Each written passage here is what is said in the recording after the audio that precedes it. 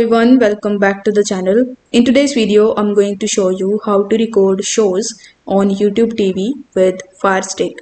So in order to do it in your Firestick TV, you just have to simply come in your YouTube application. Now once you are on the YouTube application in your Firestick, you need to make sure that you are on the home page. Now once you are on the home page, you just have to simply select your favorite shows that you want to basically add into the library.